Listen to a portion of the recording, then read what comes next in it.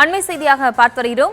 சென்னை நுங்கம்பாக்கத்தில் பகுதி நேர ஆசிரியர்கள் சாலையில் படுத்து மறியல் போராட்டத்தில் ஈடுபட்டிருக்கிறார்கள். அதனால் அங்கு போக்குவரத்து நெரிசலும் ஏற்பட்டிருக்கிறது. இது தொடர்பான இவர்களோடு இணைகிறார் இந்த செய்தியாளர் ஜெரி. ஜெரி, வணக்கம். தற்போது எத்தனை பேர் வரை இந்த போராட்டத்தில் கலந்து கொண்டிருக்கிறார்கள்? அவருடைய கோரிக்கை என்ன?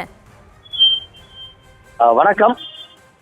திமுக தேர்தல் வாக்குறுதியான 181 நிறைவேற்றும்படி பகுதி நேர ஆசிரியர்கள் பள்ளி கல்வித்துறை முன்பு சாலை மறியலில் ஈடுபட்டு வருகிறார்கள். ஏறத்தாழ 300க்கும் மேற்பட்ட பகுதி நேர ஆசிரியர்கள் கடந்த 7 நாட்களாக போராட்டத்தில் ஈடுபட்டு வருகின்றனர்.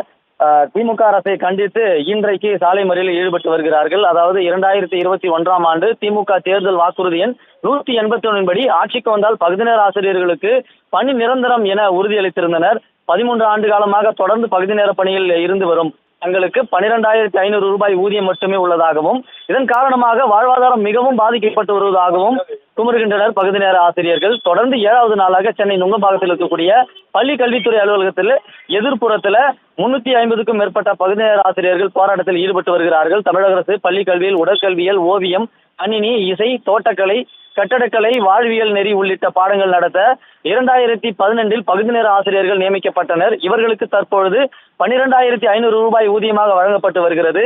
கடந்த ஆட்சியின் போது பணி நிரந்தரம் கோரி பல்வேறு போராட்டங்கள் நடந்தன. அப்போது திமுக ஆதரவளித்ததுடன் தேர்தல் அறிக்கையில் பணி நிரந்தரம் செய்வதாக வாக்குறுதியும் அளித்திருந்தது. அந்த வாக்குறுதியை நிறைவேற்றாததால் 300க்கும் மேற்பட்டோர் 7வது நாளாக ஆர்ப்பாட்டத்தில் ஈடுபட்டு வருகின்றனர். தேர்தல் அறிக்கை 181 கூறியபடி பகுதி நேர ஆசிரியர்களின் பணி நிரந்தரத்தை கோரிக்கையை வலியுறுத்தி டிபிஐ முற்றுகை போராட்டத்தில் ஈடுபட்டு வருகிறார்கள். கடந்த 7வது நாட்களாக போராடி வரக்கூடிய சொல்ல திமுக அரசு செவி சாய்க்கும் வரை இந்த போராட்டம் தொடருவோம் என்று இந்த சாலை மறியலில் ஈடுபட்டு வருகிறார்கள்.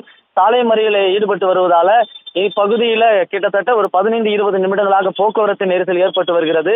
இவர்களை கைது செய்யும் முனைப்புல போலீசார் தற்பொழுது மாநகர பேருந்தில் ஏற்றி அவர்களை தனியார் மண்டபத்தில் அடைத்து வருகிறார்கள்.